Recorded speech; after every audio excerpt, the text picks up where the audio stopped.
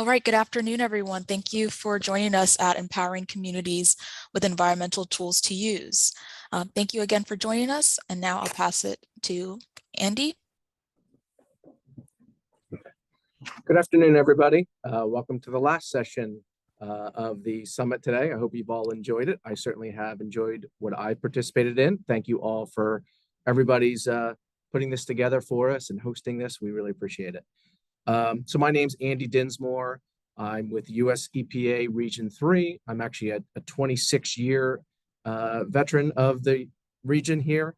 I actually started out as an inspector back in 1997, and now for the last couple of years, I've been an inspector supervisor. I'm currently in a temporary position of the data support branch chief here in Region 3. So that's why I wanted to bring you a little bit about Environmental and Compliance History Online, or ECHO, as we call it. Next slide, please.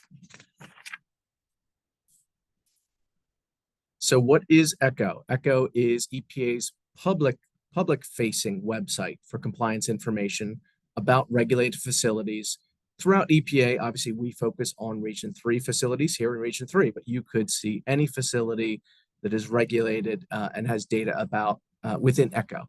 So you can see how they're regulated, under what statutes, when they were inspected. You can see whether there's any non-compliance identified with those facilities and whether any enforcement actions have been taken by. It's very important to remember this is EPA, state, and all other data. So if there were enforcement actions taken by any entity, those are things you can see through ECHO. Next slide, please. So ECHO does, because it's EPA's public-facing data source, it draws data from other data sources and numerous of them. There's the Clean Water Act data that will pull oil discharge information, a National Pollutant Discharge Elimination System, or NPDES data, Clean Water Act 404 or wetlands data.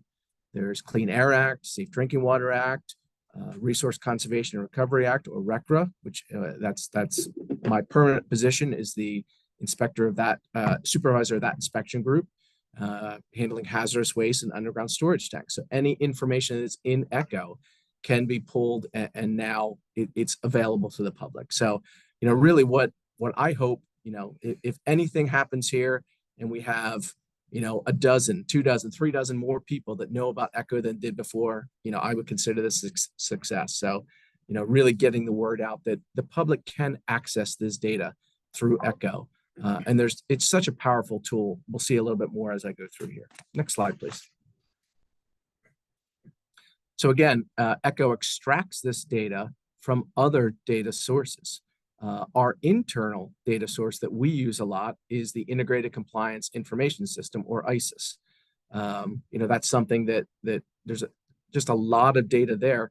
The majority of it flows through to ECHO where the public can see it. I mentioned my RCRA crew. We use RCRA Info, same thing. That pulls data and is now visible through ECHO. CIDWIS for drinking water, and then, really a backbone of the whole system is this Federal Registry Service. There's just a lot of underlying facility data within that data source. Again, all flows through and available, viewable through ECHO. There's all kinds of more information, and I'll have more tidbits here for you. But if you go to the About the Data page, and there's a link right there that you could use, also available on just echo.epa.gov. You can find all of these, but there's a lot more information you can find out, what all is entailed with ECHO. Next slide, please. And again, I can't emphasize enough, this is not just EPA data. It is, any data that flows into these systems is available here. So it really is a good, I think it's a great first stop. It may be a one-stop shop for a lot of information. It's really a good tool to be able to use. So you'll get, 3 year compliance status information. You'll be able to see a 3-year window of history, 5 to 10 years of inspection and enforcement histories. Like I said, all kinds of federal, state, and local, including tribal data, environmental justice information, My cohort here will be speaking next, is going to talk about the toxics release inventory. That type of information is available here through ECHO as well as a lot of very specific data on, maybe like releases, discharges, other types of inventories can be found through ECHO. Next slide.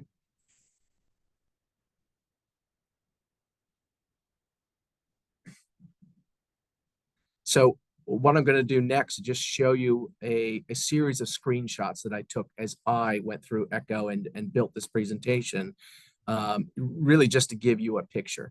We didn't want to do a live demo for the fear of, something not performing as we expected. So we just used a series of screenshots here. But when you log into ECHO, again, echo.epa.gov, if you remember that, I've been a success.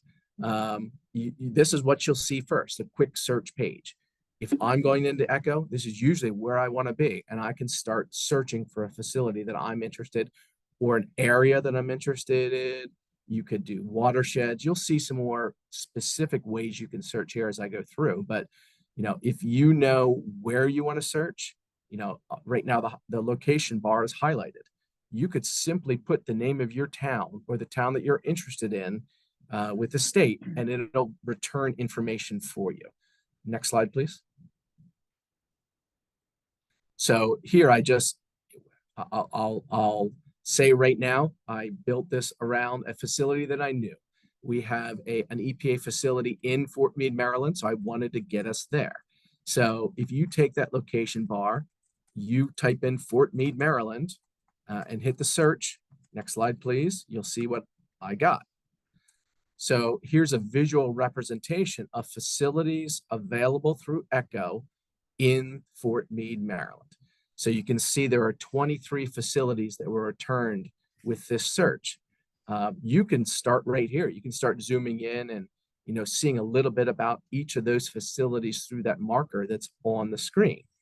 But next, if we go to the next page, if I would have scrolled down on that same page, you would have seen a list view of those exact same facilities. And it'll start to give you more information.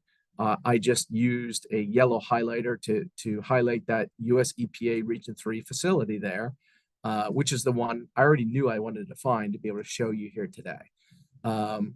So you can see address. Again, it'll give you that FRS ID, which is an ID number for the facility. And it'll start to show you whether there have been significant violations. That's that next to last column on the right, or any other specific information. Those letter tiles that you see right in the middle for reports, the more tiles you see, generally the more non-compliance issues that facility is coming back within ECHO. Next slide, please. So I wanted to do this same thing a different way. So if I went back to that first page and I knew I wanted to find an EPA facility, but I didn't really know where it was, I could type in the facility box, US EPA. So that's what I did. Next slide, please. That returned a search, and you can see this is a much broader scale of all the US EPA facilities that ECHO returned, because I did not make that specific. I just asked for US EPA facilities. So if you look down at the bottom right of my screen there, you see that modify search, and I've highlighted that. To me, this is one of the most powerful tools because, again, we returned 491 facilities. I'm not going to spend the time searching through 491 facilities for the one I want. I'm going to do that modify search. So if you would click that button, next page, you'll see what screen I would get. So now I can start drilling down in my search to get to the one I want. If I knew I was only looking for US EPA facilities in Maryland, so at the bottom of the screen, you can see I entered Maryland there. As soon as you start in that box, it only gives you the states that you can enter. So, Maryland was very easy to find and enter in there. You can do as many search terms as you want to get your more specific data. I would caution you to go slowly. Put one search term in at a time, or only put in the search terms are going to filter down to what you want. because if you are too specific, you actually might filter out maybe the facility if you know you're looking for it, or if you know you're looking for a certain category of facilities. I would caution you not to over filter, but start slowly. So if I simply put in Maryland here, we can go to the next screen. If I would hit the search bar, it returned one facility. There's only one US EPA facility that shows up through ECHO in Maryland.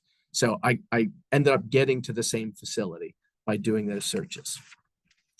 So let's go to the next slide.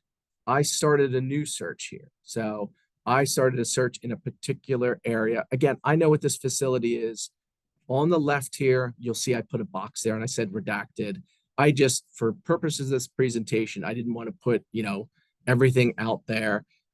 If you did the same search that I did, you'll see names, you'll see addresses, you'll see all that. I only did this for purposes of the presentation. But what I wanted to do was I wanted to find you a facility that had a lot of those violations that came back. So in that first column to the right of my black box, in reports, you'll see 7 tiles there. That's a lot of indicators that there are non-compliance issues. You'll see 15 compliance monitoring activities within the last 5 years. You'll see it's already flagging as significant violations, yes. So this is a facility that has had problems. Next slide. On this same page, once I click on that facility and I scroll down, I start to see a lot of very specific information about this facility. You can see the different statutes that it's regulated under on the left. On the bottom, you'll see all those statutes, and I've redacted them out just for purposes of this presentation. But if you did the same search that I did, you would see all this. It would give you all of the permit numbers associated with this facility, whether that be Clean Air Act, Clean Water Act, RCRA. All that facility specific information is now available to you that you can find. Let's go to the next slide. Again, this is the same facility, and I'm looking down through here and I can see all of the compliance monitoring activities associated with this facility. And this would be over a 5 to 10 year period. So I will be quite honest with you, this facility, I scrolled quite far up and down for this list of compliance monitoring activities. There were a lot. If you look in that next to last column from the right, it's who inspected it. And you can see a lot of state entries there. And you can see a couple EPA entries there. Every type of facility inspection or activity that happens, you will know whether it was an EPA activity, a state activity, or something different. So that's all data that's returned in any ECHO search. On the left, you see what the statute was. So you can do as much filtering as you want here to get as specific data as you want. If you're only interested in Clean Air Act data, you can get Clean Air Act data. If you're interested in the facility as a whole, you can see it all. Next slide, please. So again, this is the same facility. I just scrolled down a little bit further in my ECHO result search page, and you can see different color codes on, and this is their 3-year compliance information. These are 2 different, if you look at the top versus the bottom colors, those are 2 different Clean Water Act permits. So it breaks it up by permit number. So if you're interested in, one permit versus another, this screen would show you that there's differences. So you're seeing all blue and no violations identified on that first permit, telling you that, ECHO's not really showing you that there's any non-compliance issues. However, if you go to the next one, right underneath that, you see those red, I'm sorry, not next slide, I'm sorry, the next rows, red and yellow.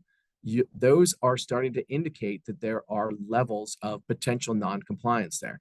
I hesitate to say, violations or definitive non-compliance, because we make that determination based on all the data, and that there could be reporting errors here or things that as we do our jobs, in the compliance and enforcement realm. We look at all that, but this is certainly giving you a good idea that there are certainly potential problems here. So you'll hear me saying potential non-compliance with these facilities, and that's really the way we try to approach it from the get-go until we start to build that record of, those known compliance issues. So again, ECHO just has so much data available to you, to the public, that you can, start to dissect facilities and look in an area for facilities that have a greater non-compliance problem, or you could just use it for what are the sources of potential pollutants in my community. They don't have to be in non-compliance, but you might want to know, what are my Clean Air Act sources? What are my RCRA sources? What are my NIPD sources? ECHO can do that for you. So if you start to get in and use ECHO and start to get comfortable with it, you'll be able to see these different types of information that would be available to you and available for your different purposes. I'm sure everybody comes into ECHO with a different purpose, whether you're just looking for that background information, whether you're looking for something very specific, maybe like I would for non-compliance issues. It's a lot of it is all there. And again, each program is represented. Next slide, please. So this is, I believe, if I remember correctly, I went back to my Fort Meade facility. But anyway, this is a facility where I did not find compliance issues. And you'll see a little bit different. You're not seeing violations identified. If you look to the very right column of those compliance monitoring activities, which are primarily inspections, you'll see that even right there says no violations or compliance issues were found. At least they weren't identified in the data sources that pull through ECHO. So ECHO is not finding anything to put a non-compliance flag on. So again, that's giving you a good idea that this facility is probably better than the previous one that we saw. Next slide, please. So again, this is that same facility as the last slide, not really finding compliance issues. There's Clean Water Act permits associated with it. There's a RCRA ID associated with it, but none of them are flagging as potential non-compliance here. So again, this is a facility that if I took a look at, I'd have some comfort level that they are in good standing with their compliance issues. That's not to say if a state EPA or local inspector went out there, they wouldn't find something on the ground, but ECHO is not, does not have any information that would make us think right now that they have, significant compliance issues. Next slide, please. So ECHO has a lot of environmental justice power to it as well. It pulls a lot of information into it where we can get a good idea of, is this a potentially underserved community? What are the issues? You can see all the supplemental indices there and the values that are returned. So again, this is that I centered on our EPA facility in Fort Meade, Maryland. I use that as my centroid here. And you can see there's really nothing highlighted through the EJ indices here. None of the indices are in the 90th percentile. Some of the highest I'm seeing there are in the 70s. So it's not flagging within EJ like we would have concerns about here when we're looking at underserved communities and where we want to focus efforts. Next slide, please. So of my whole presentation, I would say this is the most important slide of all. If on that front page, instead of on your quick search on the left, you're down at help on the left next to last, there are so very many resources available to you here that could help you figure out how to use ECHO for your purposes to the greatest effectiveness. There are videos associated with this. You can see that video tutorials button there in the center. Quick start guide if you just want to sort of do the same thing I just did here. About the data, you can get a better appreciation of what the data source is and what you might find.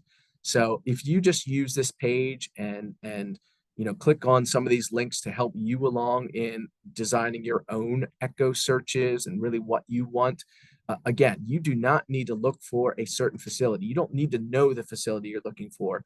I built my presentation with facilities in mind, but you could go just to a geographic area and just kind of think what's in my community and start, using Echo for those purposes. If you're in a watershed, under the modify search, or even in some of the advanced search tools, you can search by watershed. So it doesn't have to be political boundaries, it can be watershed boundaries. So you can use Echo for so many things to help you dissect what you're looking for and help you understand what's in an area, in your community, in an airshed, any of those types of things Echo can help you with. The other thing I wanted to point out here is on the right side, the sort of the next to last bullet there is report a violation. That's a way that you can go and report environmental violations if you have seen them or if you have concerns about them. My only caution about that is, generally state and federal, we can only track down those violations that are state and federal violations.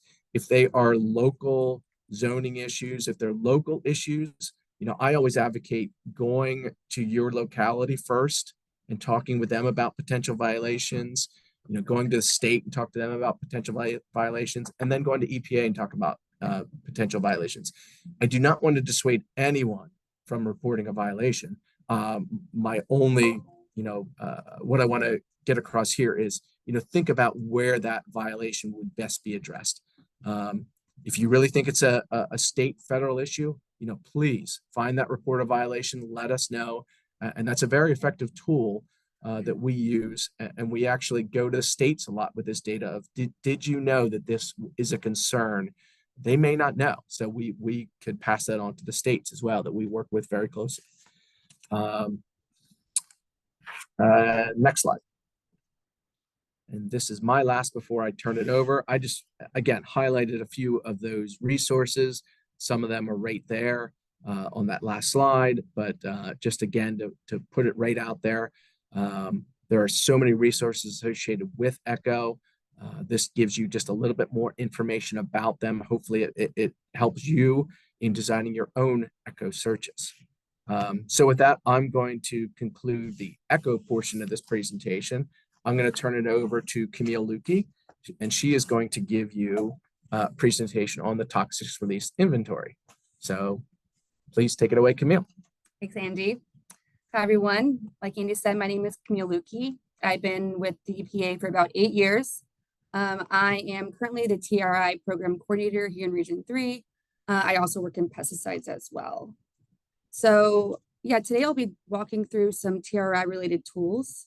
And as I walk through this presentation, if you have any ideas or projects that come to mind that you would like to use TRI for, my contact information is on the very last slide. And I really encourage you to reach out to me for assistance. I can help with, utilizing the tools or interpreting the data or just getting you to someone if I don't know the answer as well.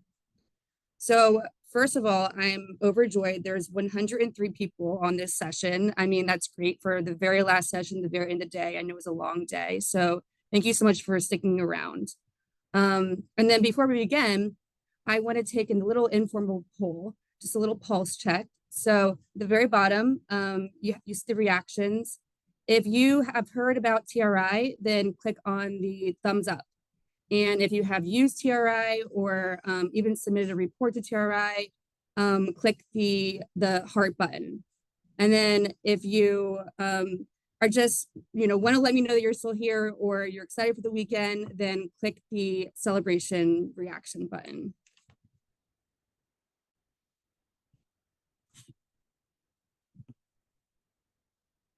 Awesome, thank you.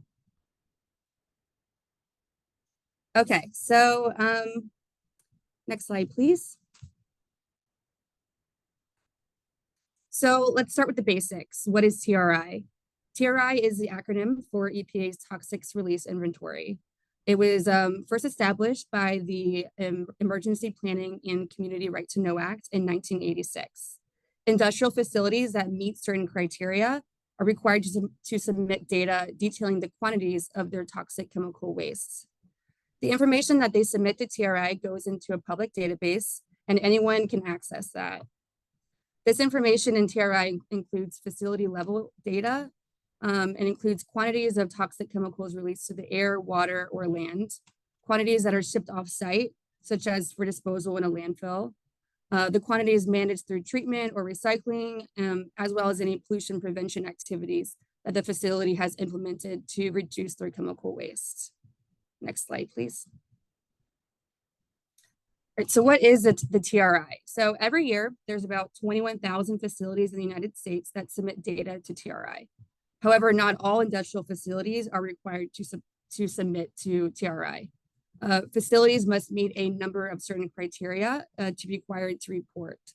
So for example, facilities that are handling smaller quantities of toxic chemicals may not meet the reporting requirement, so they won't be found in the database. And additionally, while TRI covers more than 800 toxic chemicals, not every toxic chemical is included in the TRI chemical list. So I'll also note that TRI is an annual reporting requirement. It's one of EPA's most current data sets, given that the reporting is annual, and also one of EPA's most comprehensive data sets, given it includes information on releases to air, water, and land. Next slide, please. So TRI was originally established in response to some pretty serious tragic chemical accidents. The first being in 1984, there was a release of methyl isocyanate gas from a pesticide plant in India. It resulted in thousands of deaths, and it drew attention globally to toxic chemicals at industrial facilities. The following year, there was a chemical release at a facility in West Virginia, where over 100 people were hospitalized as a result. And these accidents increased the focus in the United States on the need to provide information to communities on the toxic chemicals handled at facilities. And then in response to these chemical accidents, Congress enacted the Emergency Planning and Community Right to Know Act, or EPRA. And one part of EPRA was establishing the toxics release inventory. And the mission of the TRI program is to provide communities and other stakeholders with timely, credible, useful information about the management of toxic chemicals by industrial facilities. So what can TRI tell you about your community? Communities access TRI to learn about what industrial facilities are in and around their communities, including what the facility does or makes. So for any facility that reports to TRI, communities can learn which chemicals the facility releases to the environment, where they release it to, such as the air, water, land, and how much they release each year. Communities can also learn if the facility is recycling or treating, meaning destroying, their chemical waste, and if the facility is implementing pollution prevention activities, meaning if they're taking actions to reduce the waste that they generate. Next slide, please. So who uses the TRI data? TRI data are widely used by individuals and organizations for many purposes. In addition to community members, TRI data are used by media. So journalists can use it to investigate or report on environmental trends and issues. Industry, businesses use TRI data to track progress and learn about practices to improve environmental performance. Government officials can use TRI data to identify facilities releasing toxics and possible impacts to inform policies. And then researchers, scientists and students and others can use TRI chemical information for analysis and can also combine TRI data with other data sets as well. Next slide, please. A great example of how community has used TRI data in the past comes from Minneapolis, Minnesota. Residents of the Southeast Como neighborhood were concerned about air pollution and used TRI data to identify nearby industrial facilities with air emissions.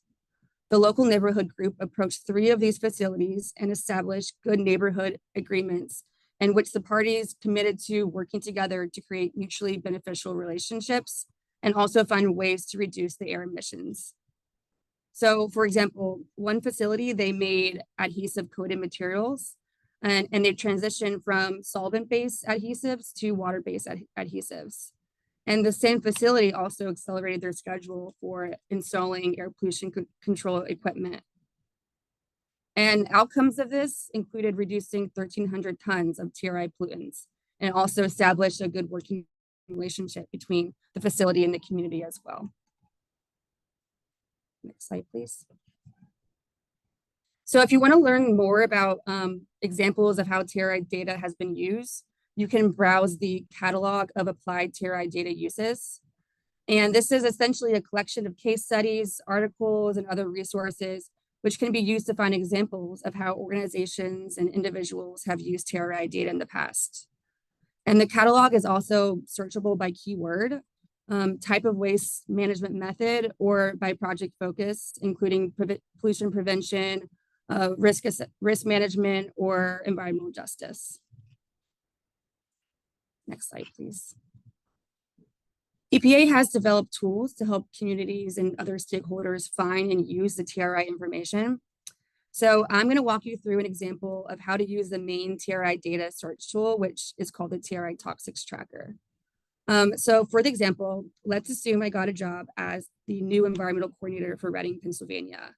I got a call from a community member, let's call him Andy, who goes to our minor league ballpark regularly with his children.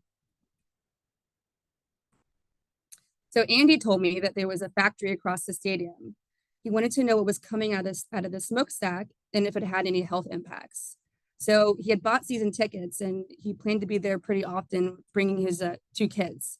So I said I'd find out more and I'd get back with him. So next slide, please. So I started by looking up the address of the stadium online, and you can use this with any online tool. I have Google Maps satellite shown here. And then next, you can see the stadium. The stadium is located at 1900 Center Avenue in Reading, Pennsylvania. And next again. So I can see there's a facility across the street from the stadium to the west. And you can click again. It looks like the facility extends south to the Schuylkill River. And there are possibly some other facilities nearby. This person. Okay, next slide, please. So now I'll take the address of the stadium and I'm going to open up the TRI tool that we're going to use, which is the TRI Toxics Tracker. And you can access it from the EPA's Toxics Release Inventory homepage just by searching, EPA Toxics Release Inventory. And then when you get to that homepage, if you scroll all the way to the bottom, then you'll see the tool shown there. Next slide, please. In the box that says enter an address or location to search for facilities, I'm going to enter the address of the stadium, so 1900 Center Avenue. And then you click on the green box that says view search results. Oh, can you click forward, please? Oh, okay, yeah. So then now next slide. Yeah. All right. The search results show a map of the area. The green bar at the top tells me that the results are showing that there's 28 facilities within 10 miles of the address that I entered. Next, please. Okay. So there's a dot on the map for each TRI reporting facility. Next, please. The dots are sized based on the amount of toxic chemicals of the facility that's released. And releases include the pounds of the chemicals released to the air, water, land, or shipped off site for disposal. And the darker and bigger the dot is, the greater the releases are from that facility. And click one more time. So you can see what the dot size and color represent from releases, which is the default. And then you can change that to potential harm. And potential harm accounts for not just the quantity of the chemicals that are released, but also considers the toxicity of the chemical released. So for now, we're just going to stick with pounds of releases, and I'll get to potential harm later. And then next slide. Okay. And then a 10-mile radius is the default setting. But for this demonstration, we're interested in looking for facilities around a specific location, which is a stadium. So I want to change that from 10 miles to 2 miles to focus closer in on the stadium. Next slide, please. Okay. All right, so by focusing in on the area around the stadium is shown by the red pin. The results show 7 facilities now that are located in that radius. And you can see that in the top of the green bar at the top of the screen. And notice that not all of the facilities that we saw in the Google map satellite photo are showing up as dots on this map. And that's because, again, you know, there's reporting criteria where not all facilities are required to report. It's only those that meet the criteria based on their sector or based on the quantities of toxics that they use. And if you look at the map, there is one facility that's right near the stadium. So judging the distance, judging from the direction that it is from the stadium, it must be the large facility that we had kind of seen in that satellite photo that's across the street and kind of near the Schuylkill River. So in order to find out more information, I'm going to click on that purple dot, and that takes us to our next slide.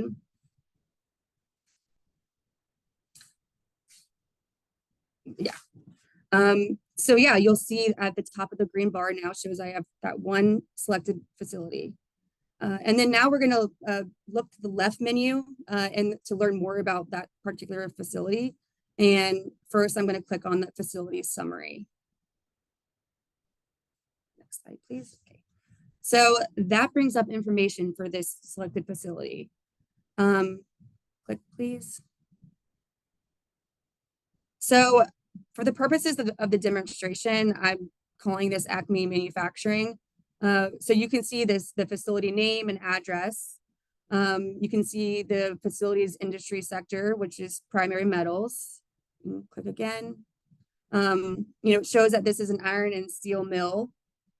And it also shows a contact email for the facility. And then if you want more details on the facility, you can also use the horizontal menu on the webpage. So for now, I'm going to click through the remaining sections on the left navigation menu to see what else I can learn from the facility as well. All right, so on the releases section, you can click one. I see the facility released 878,000 pounds of toxic chemicals in 2022. And the pie chart shows me that most of those releases are nitrate compounds. And since my main focus is on air releases, I'll use the menu to the right of the chart to focus on air releases only. Next slide, please. So when we switch the focus to air releases, we see 31,325 pounds released in 2022. And there are about a dozen different chemicals that are released to air from this facility. And in this screenshot, the chemical names are a bit cut off, but when you're actually using the tool, you can slide your mouse over each of the pie chart in the graph, and it pulls up the full chemical name and you can get more information. So it looks like hydrochloric acid, chromium, and nickel accounted for most of the releases to air.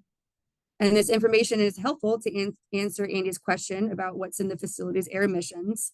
However, Andy also asked about the health impacts of these chemicals as well. And so I don't know much about these chemicals, so we can dive in further. Next slide, I can go further into how to use a tool to see that as well. All right, so when I select potential harm, I see the chart on the left, which shows pounds of chemicals, pounds of releases by chemical. And it's the same chart that we saw under releases earlier. It's just no longer limited to air only. And next to it is a chart that shows the releases, but now they're weighted by each chemical's toxicity. And this accounts for the fact that some chemicals are more toxic than others. And while most of the pounds released are nitrate compounds, shown in the in the left chart and the pink, most of the hazard comes from the other chemicals released, such as chromium, cobalt, and nickel, which is shown on the chart to the right.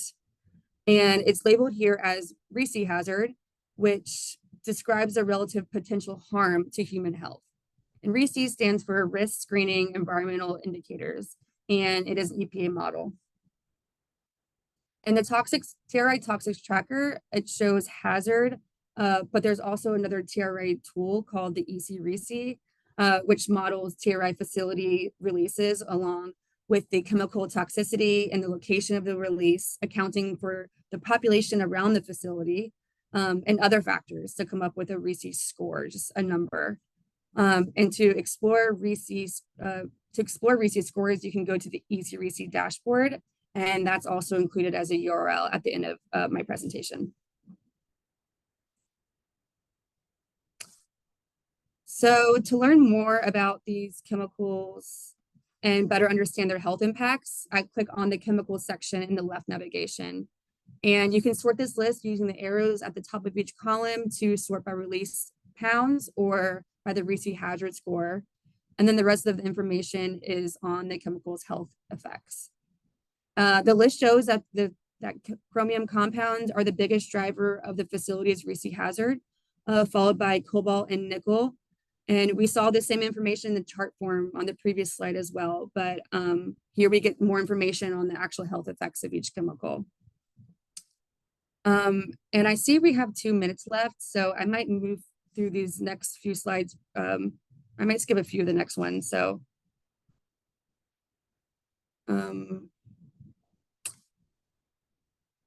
Let's skip to slide 49.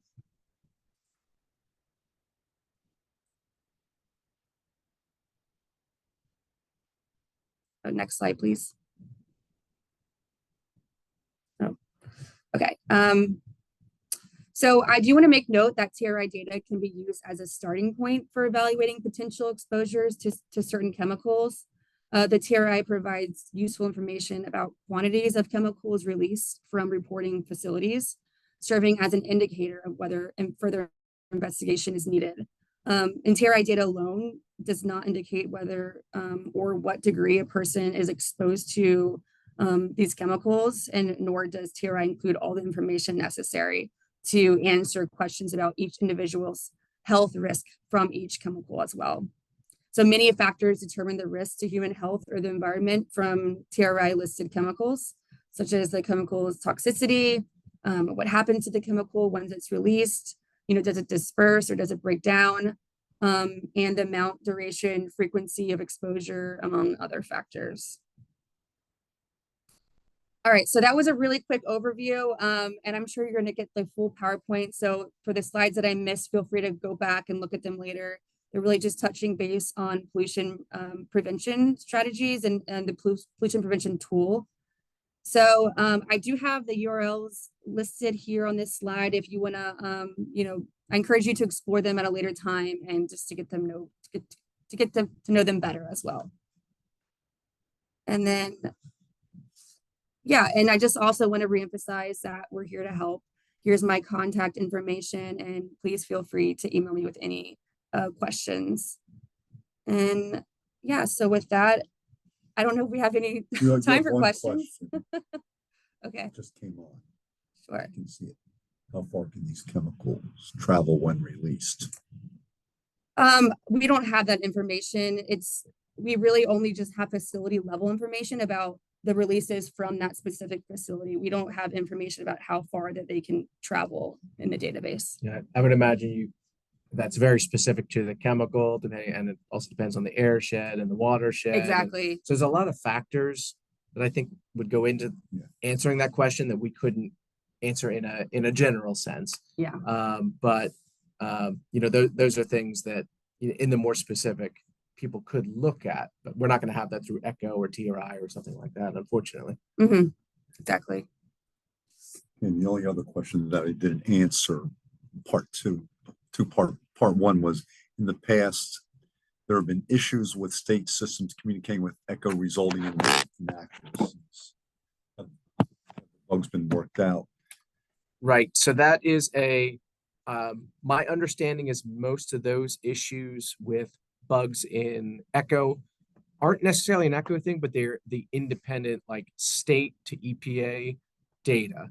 And that is a constant partnership that we have with the states, what their data systems are, that we're improving the pathways to where the state information flows into a federal system, and then how that flows to ECHO. So that's a constant data validation practice. Are there bugs? Are there issues? Of course there are, but that is something we always look to improve. So I hope you've seen it's improved over the years, and that's still something we strive to improve on, beyond. I answered the first part of the question in the chat. They can Right. about how to report Right. the error. There's an error. If you do see errors, please report them. And I think you can see that on It was your- probably on the help page. There's help Yeah. and then reported at the link. Yeah. There's a link I answered. So, okay, Hope that that's makes all the sense. questions. So I see, Yolanda, you have a question about the EJ slide. You'll be able to access all the PowerPoint presentations. So if you just wanted to take a copy of of that page on my PowerPoint, you certainly could. I hope that helps.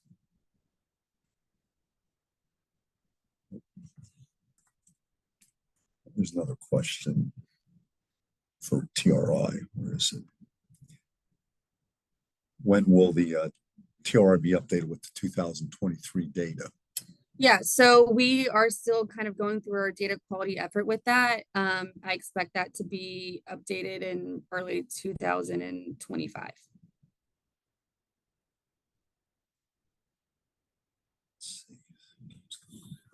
Okay, well, thank you both for these wonderful presentations on ECHO and TRI. This has been, very informative.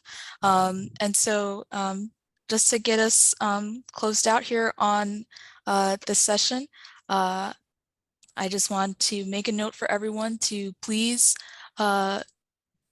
complete the survey if you haven't already about how the R3 Summit went. Again, thank you to Andy Dinsmore, Camille Lukey, and Kurt Elsener for your remarks just now. And please complete the survey. In addition to that, we have closing remarks from Regional Administrator Adam Ortiz.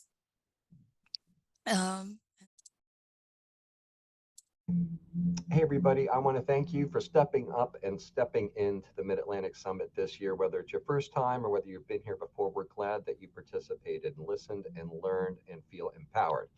So whether you're a community member, an environmental justice crusader, an academic, a scientist, a student leader, a resident who just showed up to listen and find out how they can help, we just want to thank you for whatever you're doing in your leadership role, whether it's in your business or in your university or even in your household. It matters. I also want to thank all the speakers and moderators who shared their experiences and wisdom today. I want to thank Tom Perez from the White House, my boss, EPA Deputy Administrator Janet McCabe, our state secretaries. We had tremendous participation and we talk all the time. So those of you in the state should know that your principals are having a lot of conversations with us here at EPA on a consistent basis. I want to thank our meteorologists. We don't usually have meteorologists, but they have an incredible perspective to have. Every day they're watching the weather and the changing weather and its impacts on local communities, and their personalities that everybody knows and listens to. So we're thrilled to have their participation. Also our other federal agency partners.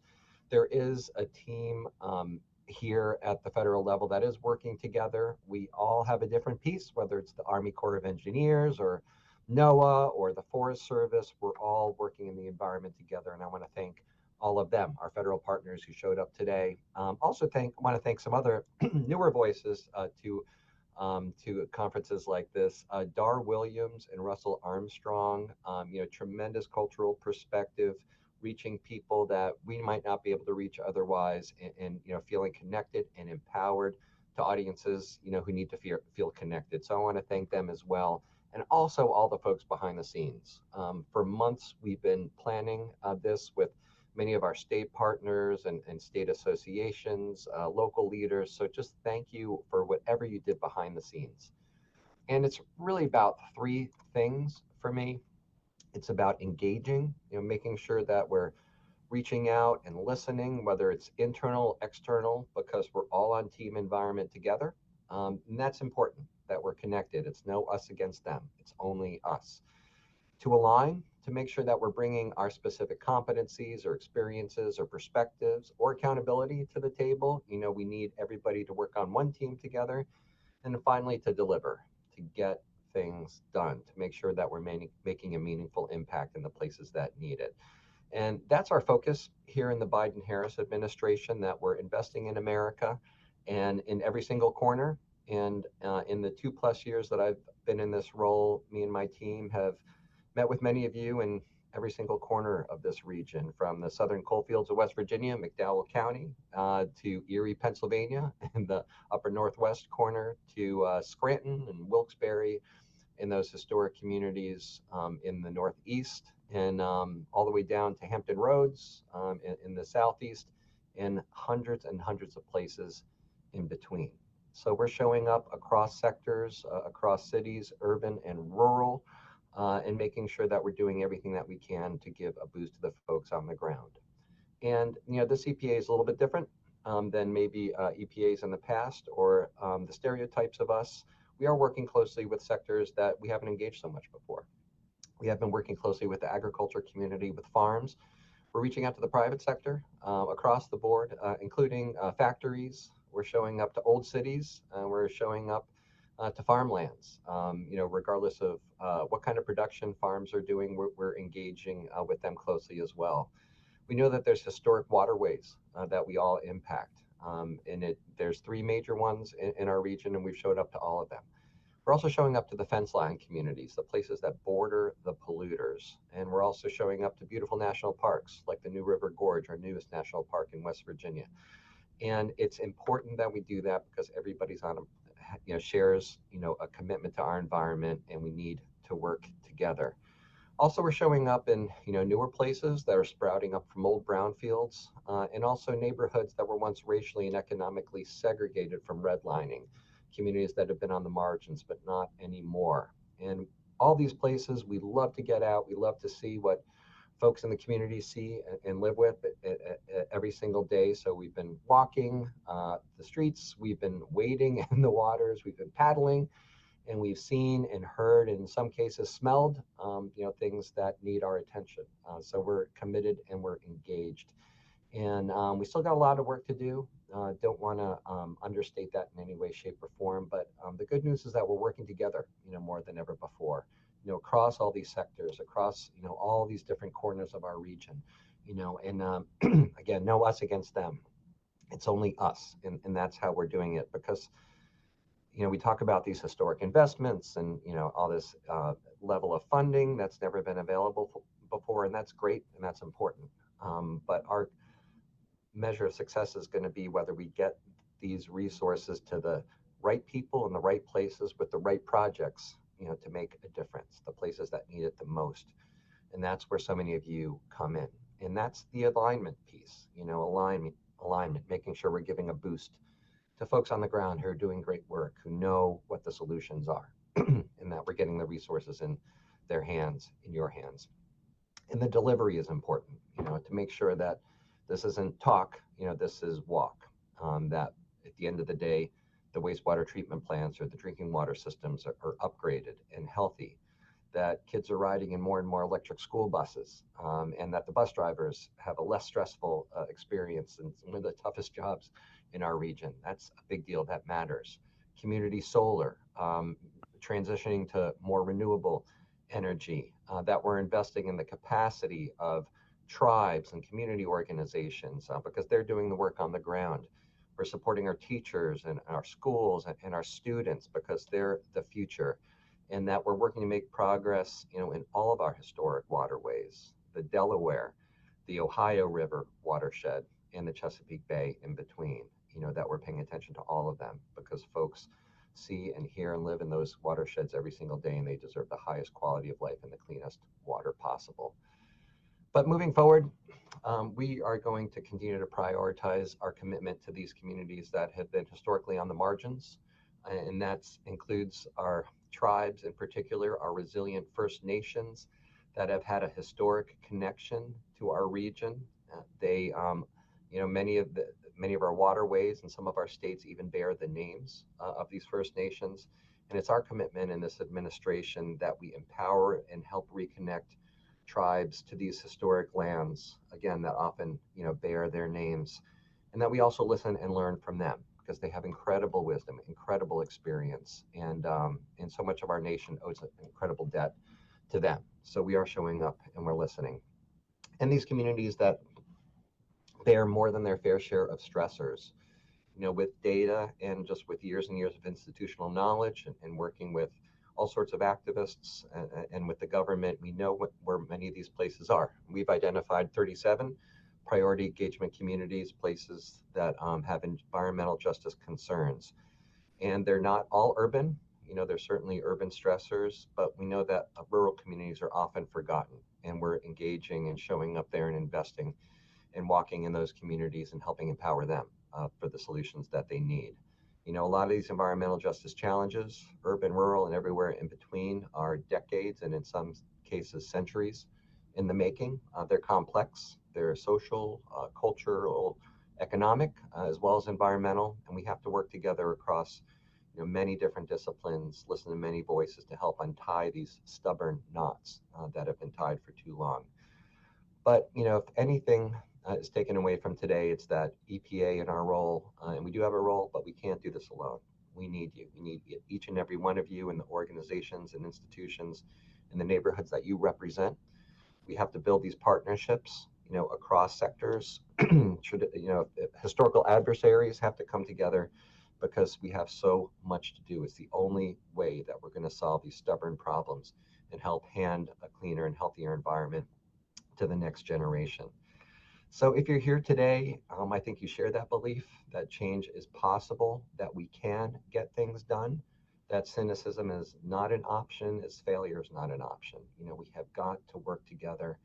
And this includes the tough stuff. Climate change can feel very overwhelming, no question.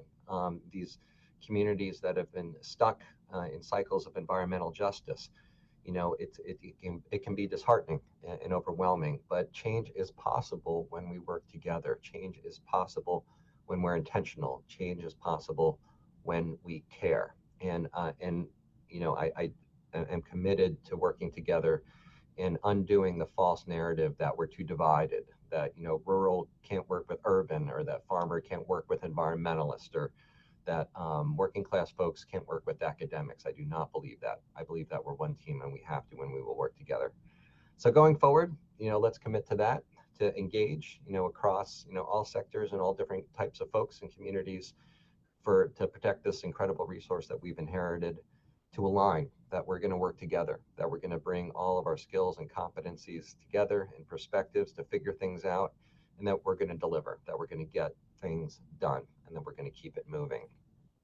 So if you couldn't tune in to everything today and there was a lot, or if you had to miss something or had to step away, or if you want to go back to something, no worries. We recorded each session. They'll all be available online in a couple of weeks, and we'll send a notice out to let you know about that. So please go back if you're interested in something, or if you want to share something with a colleague or a friend, don't hesitate.